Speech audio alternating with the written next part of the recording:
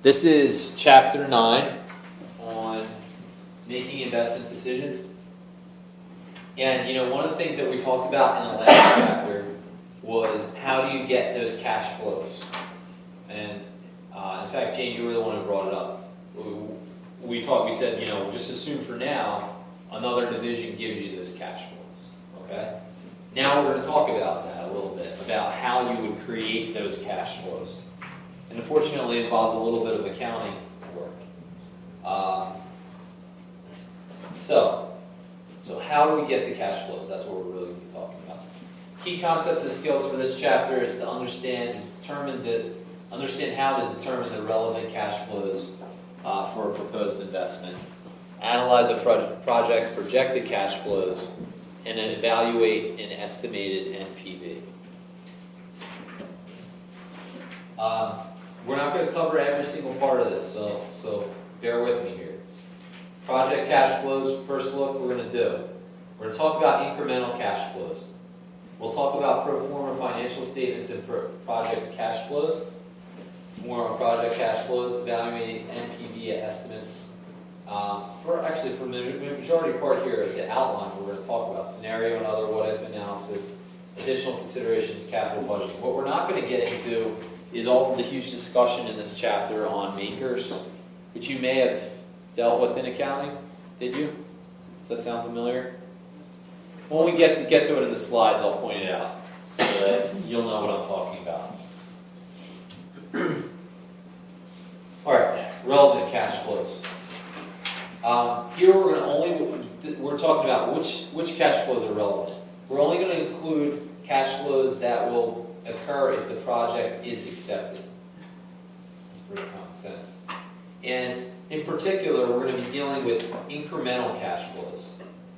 And the definition here, and this is important, incremental cash flows, changes in cash flows as a result of taking on a project. Incremental cash flows, changes in cash flows as a result of taking on a project. Makes sense, right? You've probably heard the term incremental before. That's important. The standalone principle allows us to analyze each project in isolation from the firm's supply, or firm simply by focusing on incremental cash flows. So the standalone principle is kind of letting us, it's kind of like in economics when we say everything else is held equal. We get to look at this in isolation in a sense. That's the standalone principle. So once again, that's going to allow us to analyze each project in isolation from the firm simply by focusing on those incremental cash flows. Once again, the incremental cash flows are changes in cash flow as a result of taking on a project.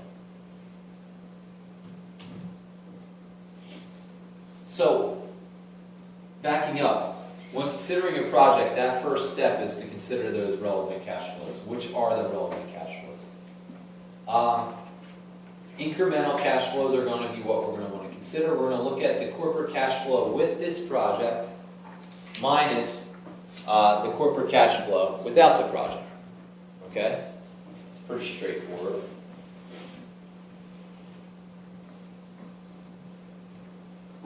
Okay, so which projects are relevant, or which of those cash flows are relevant? Would sunk costs be relevant?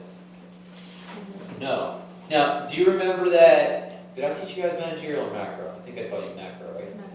In managerial economics, you guys talk about sunk costs. I'm sure you talked about them in accounting. But for I don't know if you remember for managerial economics that it's stressed in that course that sunk costs are not going to be part of the the decision-making tool. You shouldn't be really analyzing sunk costs when you're making a decision. Why? Because they're already sunk. You're really supposed to be looking at the variable costs. Opportunity costs, of course, we're going to want to be looking at opportunity costs. You probably remember this from managerial economics as well. That opportunity cost is definitely going to be important.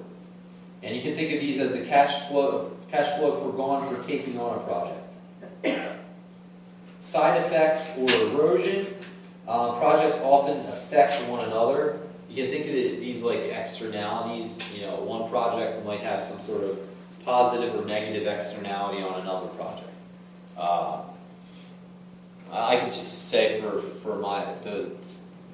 the firm that I work for, they don't do a lot with data, but they're starting to move in that direction. And once you incorporate data into your the way that you do things, you can do a lot of various other projects. Once you start gathering in more data, quick example. Did I show you guys the example from Target where they can predict whether somebody's pregnant? No. Yeah, I think you said something like that. You said they send mailers to the house. About the items that you buy. Oh. Yeah, yeah. Basically, the idea was that they use those little cards, the Target card. You can get all sorts of discounts. The reason that they do that is to gather data. They use that data to find out information about your buying habits. Then they want to market to you based on your buying habits. So they had this thing called a pregnancy score in order to try to get at who, from what I understand, pregnant women are a big target for Target because they'll keep coming back. And, it's a really good, they think it's a very good time to really focus in on a particular demographic because they think they'll spend a lot of money. So if you can get them in, you might be good. So the key is who's pregnant and who's not. We can't find this out from the data. Well, they figured out a bunch of things. If they buy, like 20 items, their potential to be pregnant goes up through the roof. So they created this pregnancy index, basically, based on buying habits. And then they marketed directly to these people based on their buying habits, pregnant-related items, but not so much so that you wouldn't be completely sure that this is just based on pregnancy. Anyway, a grandfather, I believe, was living with his granddaughter, who was 15 or 16, and he kept getting this mail from Target about, the kind of pregnancy-related type things, and it was addressed to his granddaughter, and he got upset, so he went to Target, and that's what the New York Times article was all about, how he was real upset, my granddaughter's not pregnant, why are you keep sending us this stuff? It turns out his granddaughter was pregnant.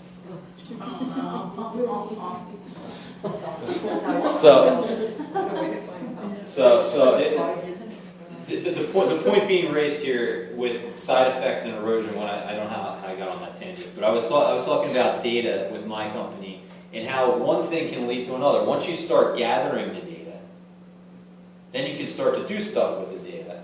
Like that type of program, in another way. So side effects and erosion, cash flows can have positive impacts on other areas of your firm or potentially negative depending on the way that it goes about. Net working capital, you should take that into account for relevant cash flows. And financing costs. These are not included in cash flow because they're implied in the discount rate. But tax effects should also be included in relevant cash flows. All right, pro forma statements and cash flow. We talked about pro forma in chapter 2 or 3. So you remember what they are? Pro forma statements. These project future operations. They're basically kind of predictions on like sales and stuff like that.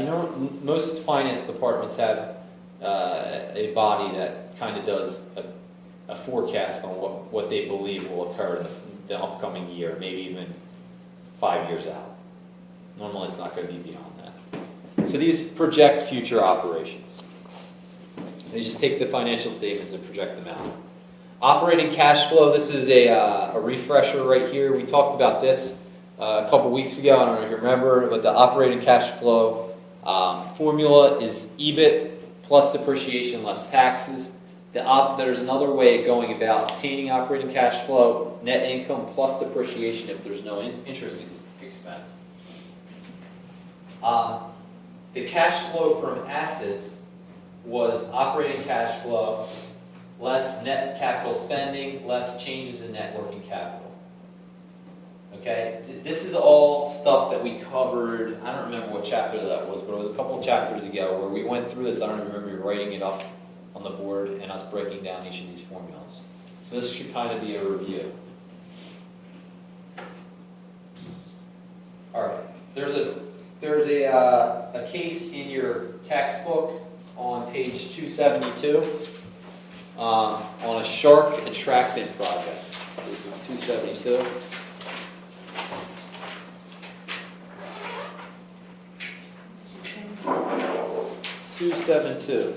I believe. Unless they changed it. It looks like they did.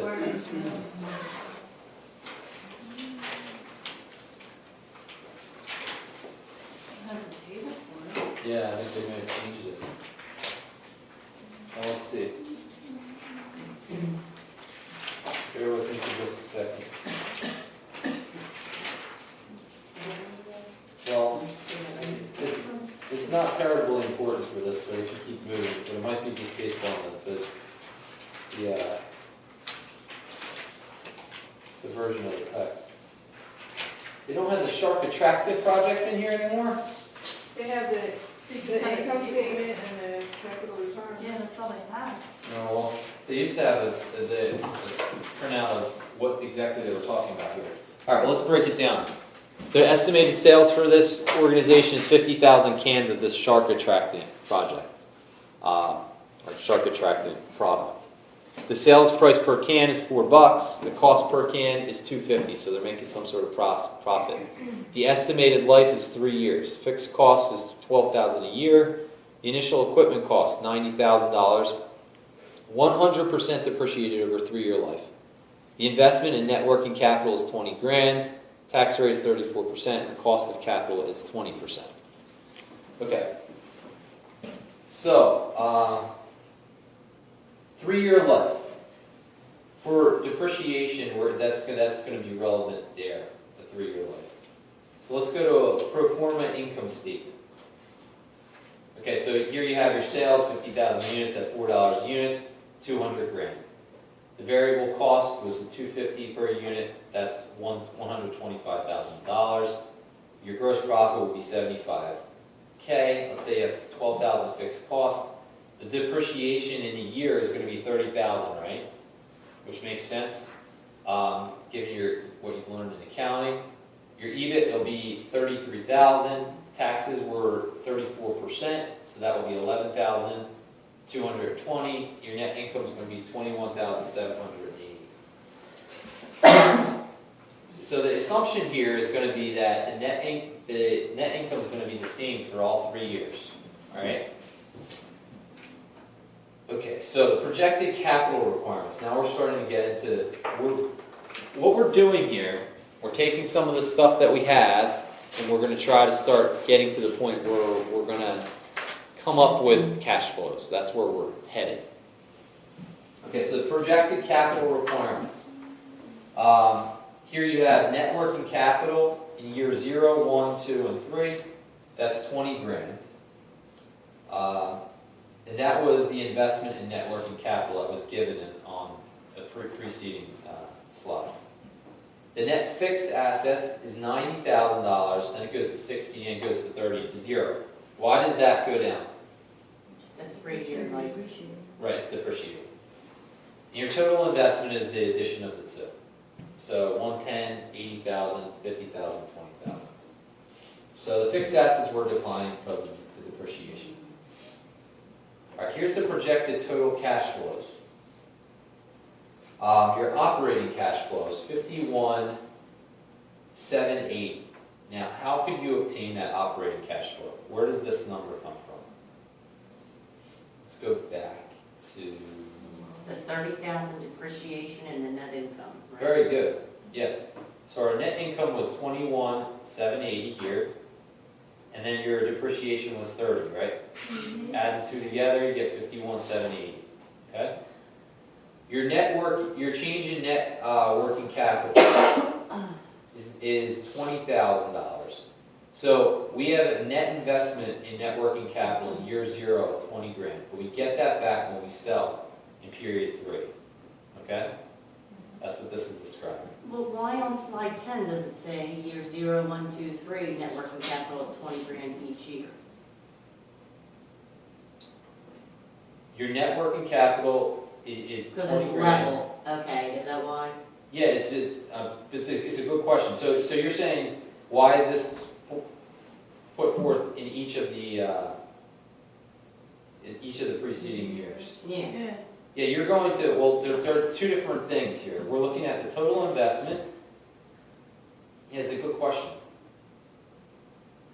And honestly, I don't know the answer to that. I don't know why that's laid out like that. Let's just keep going with this. Let me think about it for a minute, but let's keep working through this. So you're going to have a net, oh, I know why. Because it's a change in net working capital. Change in net working capital is negative 20. And then it's 20,000 here, positive 20. So it's So a there was negative. 0, oh no, okay. All right, let's move down to the capital spending part here.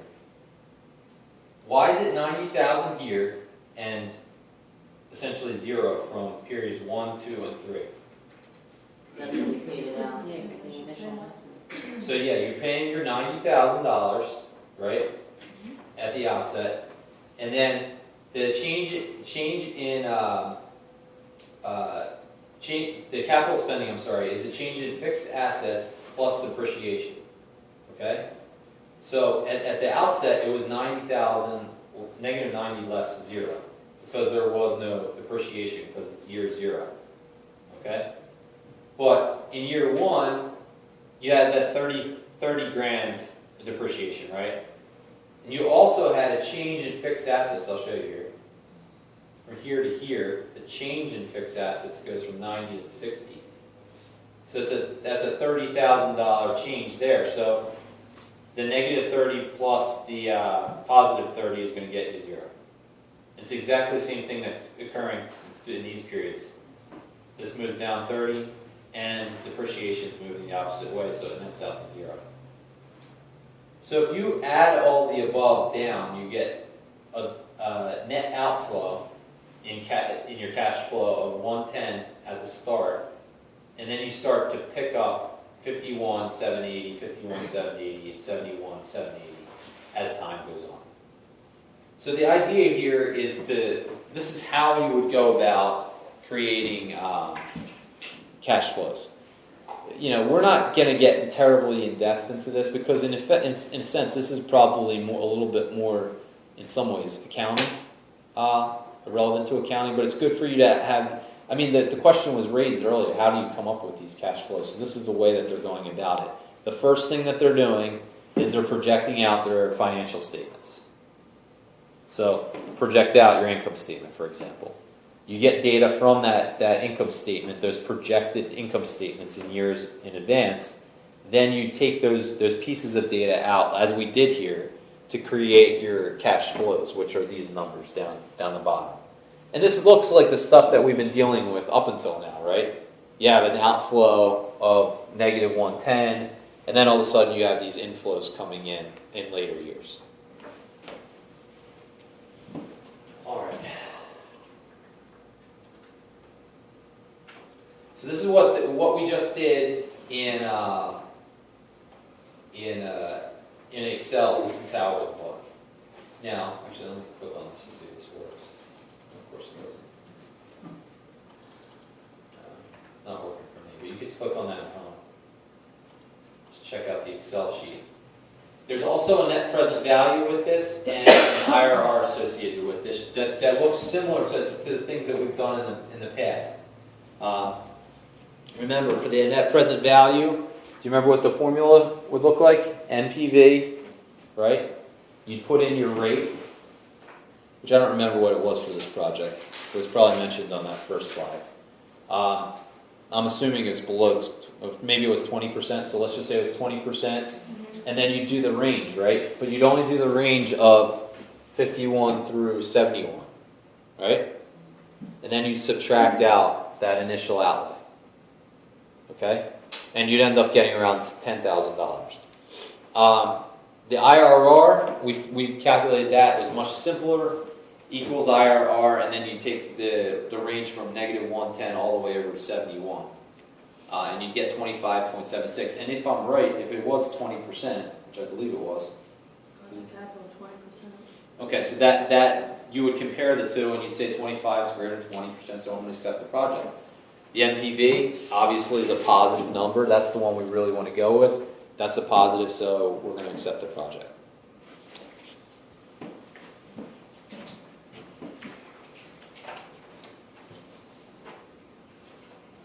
Okay.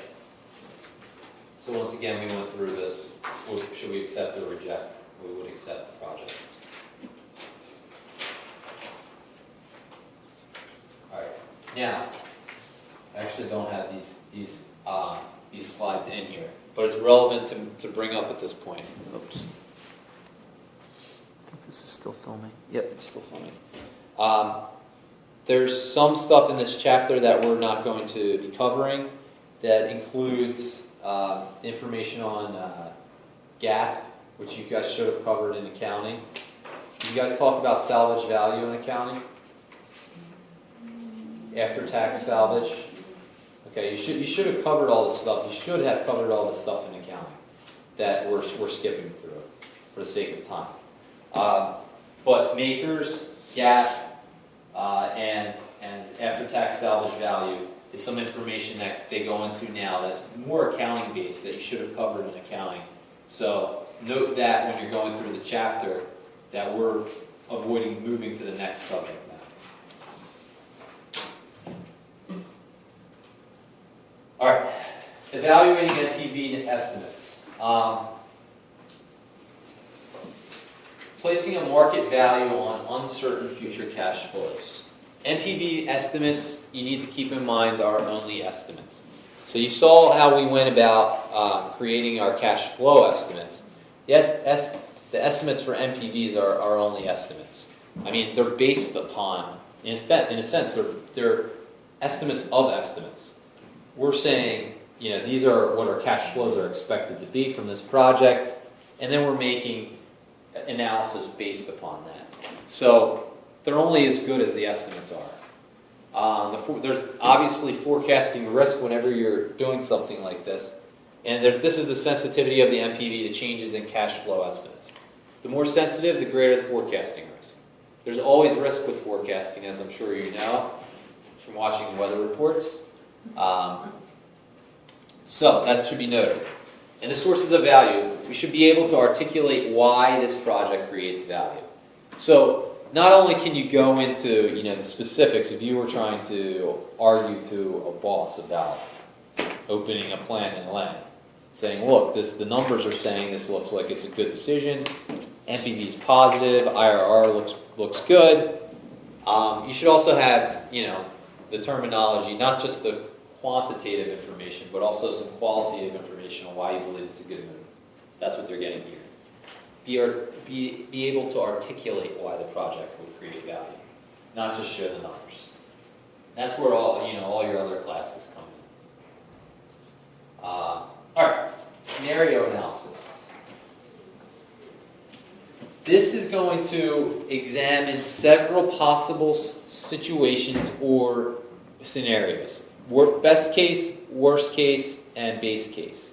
You've probably seen these before for instance, with economic forecasting, they have, the recession scenario, the expansion scenario, and just their regular forecast. They do this with a lot of things, and you may have seen them in your own line of work. Basically, it's going to provide a range of possible outcomes. And in general, there's normally one that's a very positive one. There's normally one that's a very, very negative one, and there's normally one where you kind of think is the most likely to happen. All right, to provide an example,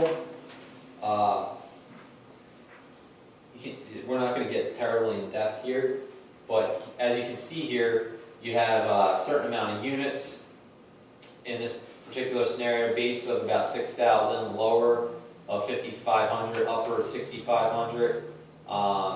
The prices are all different for each of these. The fixed cost per year ends up being about 5,000 different in each of the different cases. The key point here is just to note that with the best or with the base case, the best case and the worst case are typically going to be based upon the best case in one way or another, in some sort of scenario. it's important to keep that in mind. Normally, the way that they would do this, if they actually broke this out in real terms, they would do it by probabilities. And they'd have, maybe a 20% probability for your worst case and your best case, and then have a 40% probability for your base case. This is another way that this would look if you're looking at more accounting data. As you can see here, your total cash flows you go down to that, will be quite different depending on which case you were involved in. The worst case is 24,490, the base case is about 60, and the best case is almost 100. So the NPVs are obviously all different as well. The worst case, the NPV is actually a negative number. The base case is positive, and the best case is almost 200, which is quite positive. Same thing for the IRR. You have a negative IRR here. I don't know what you would be comparing this to, but that's certainly not a good thing for your worst case scenario. But the truth is, most people would be looking at this base case, and they would probably be making a decision on these numbers. The NPV looks positive, therefore you probably go through the project. But sometimes it's good to do the scenario analysis because, you would want to know, okay, if everything goes wrong, how much money are we going to lose? And this is the type of thing that could help you with that. You'd at least have an idea, if I took part in this project, how much money are we going to lose as a company? So scenario analysis is without a doubt useful. But there's certain problems with scenario analysis. It considers only a few possible outcomes. It assumes perfectly correlated inputs. All bad values occur together and all good values occur together. So most of this stuff is going to be based upon regressions. So, I think that sales would grow by X amount. And that's what it tends to grow by. But, when we had our worst year ever, it grew by, or subtracted by this amount. And that's the type of thing that you're using here. And they're probably using multiple regression to create the correlations. But the problem here is if you're going to use correlated inputs, all bad values would occur together and all good values would occur together. Sometimes there's a mix. Sometimes one thing goes wrong, but two things go right. So it focuses on standalone risk, although subjective adjustments can be made. So this kind of says it's basically, it could be biasing it towards the upside. Because if everything really does go wrong, the worst case scenario might not really be accounting for that. Sensitivity analysis is something different. This shows how changes in an input variable affect NPV or IRR. Just so you know, scenario analysis, sensitivity analysis are important. Okay. Each variable is fixed except one in this situation, and you want to change one variable to see the effect on NPV or IRR. So this is answering what-if type questions. An example of this could be, let me see if this is still working. An example of this could be, oil prices are jumping. Let's say oil prices jump up. And you're a book manufacturer or somebody who's making something that uses petroleum. Okay, how's that going to impact you? This is the type of analysis you'd be doing. Okay, well, we need oil in order to create our product. That's an input into our product. The price of oil is increasing. How's that going to impact our bottom line? So sensitivity analysis would help with that. It's the change in that one variable, oil, to see an effect on the NPV or IRR. So perhaps you're going to actually do that and make that investment in a different part of the country. I don't think the movement to Atlanta is a good example of this because I assume gas prices are probably cheaper down there. But just imagine you were moving to a place where you're moving out to California, potentially a plant out there. And what happens if oil prices that you would use for your company are actually more expensive in California than they are here? How's that going to impact your bottom line? That sort of thing. So sensitivity analysis would be that change in that one variable to see the effect on NPV. Strengths here, it provides an indication of standalone risk. It identifies dangerous variables, and it gives break-even information. There's weaknesses as well. It does not reflect diversification. It says nothing about the likelihood of a change in one variable, in a variable, and it ignores relationships among variables. This is kind of an underlying theme. It ignores relationships among variables in both of these, if you hadn't seen that. But that's just based upon the fact that you're kind of doing that economic thought process, which they call standalone risk in finance, of saying we're only looking at these two relationships. We're going to say everything